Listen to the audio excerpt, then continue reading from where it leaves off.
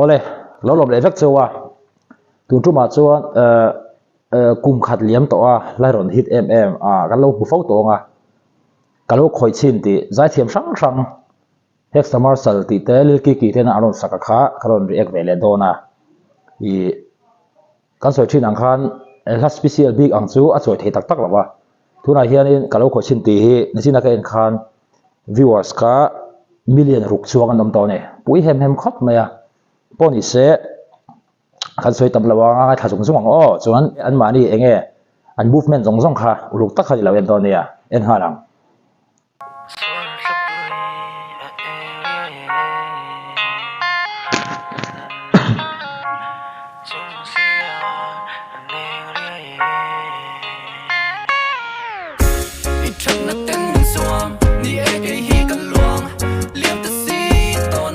si pha lại mò si à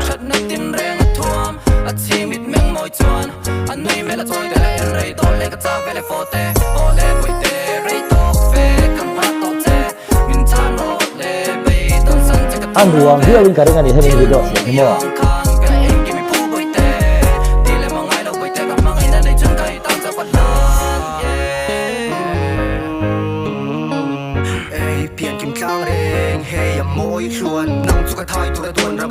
Hexa marshal nice to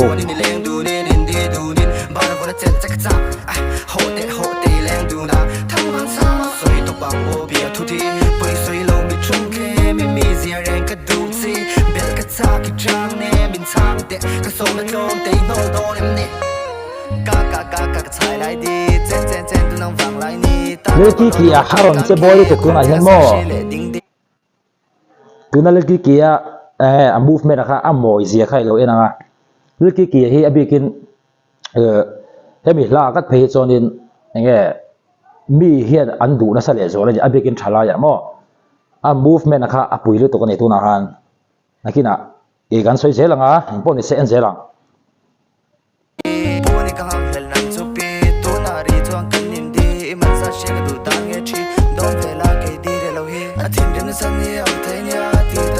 a thầy lưỡi tục dây lưỡi tục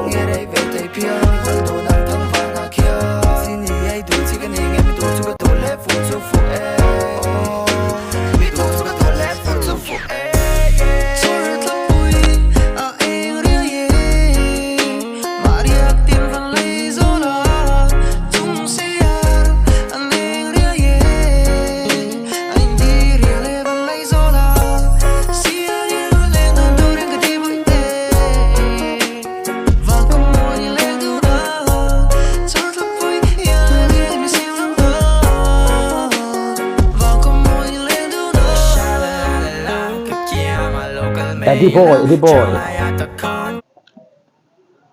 abikin hay repars kan tiang chi te mo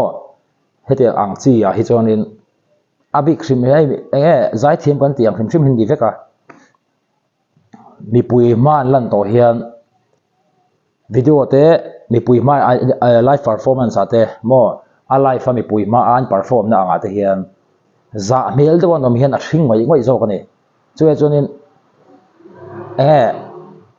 an over de olek an che dan chu ti thei khop hian in over ni si lo hian mo ngam sara no che thena munom thina ni chu ta chu ki hi si ka tina ne mi pui hi anga an ro ngam zero ni ngam han ti han over ni chong si lawa chu wang chu tu na thalai hen du zong ani tuna endena live performance a zai thim ve kha zai du na pakha chu za mel de do ma pakhat chu ngam takin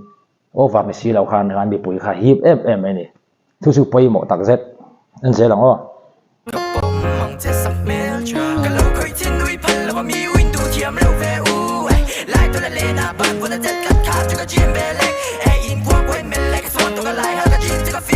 an khu sual so ani helai hen mo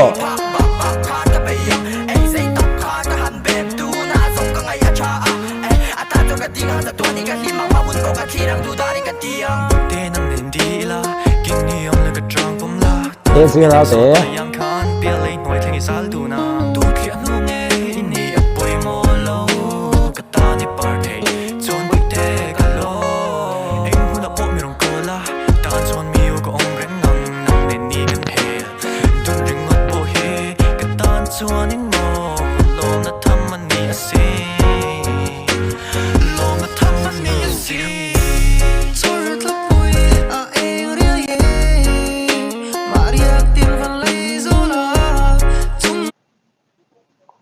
hemi a chorus hi chu smiley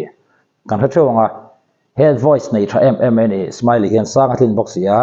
chorus sa chuan mangtla puing ka sia tuna aron sak up ama chan vo a po hianin a hnele ni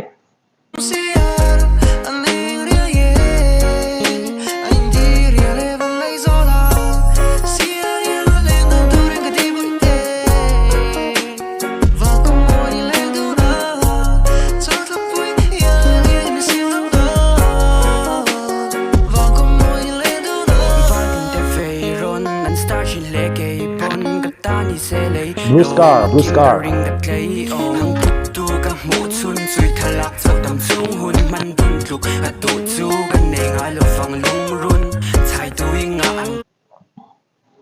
Eng le khole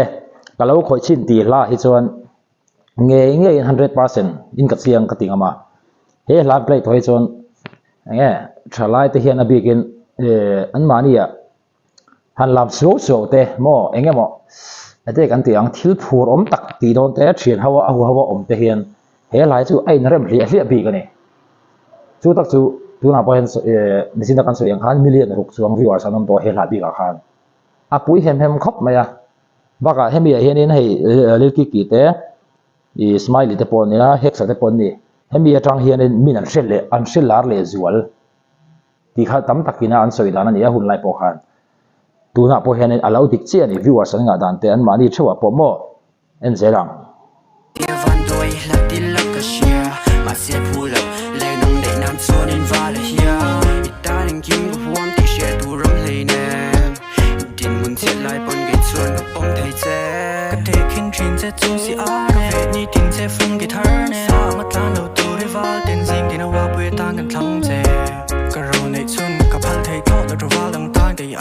Let's go.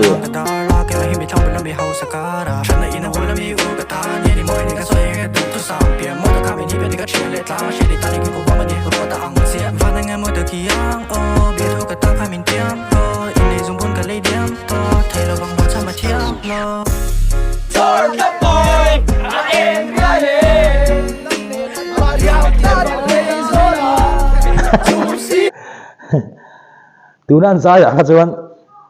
enge arro ve khop me tu naron saklai tak khaju amala chu enge abau ruak reng chim hin nom mel khop maya abigin hela bigi chu hei December mo Christmas bau ruak khen don vela henin anduam zol zol ni chu tiang cha chuanin he sang hianin hun lai le enge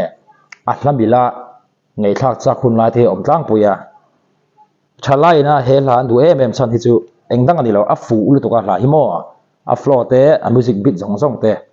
en kim me hi perfect top ani en zelang o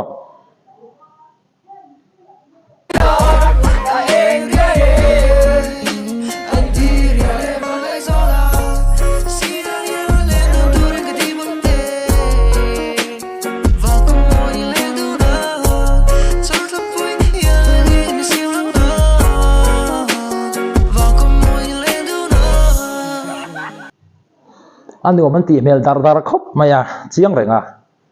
eng poni se lilki ki te hex ta marshal te an che pui hle maya hela khan an che pui je tu na kan tha thawanga ange ale zolin kan shet karinga chu tunan pa sang han ke ma chon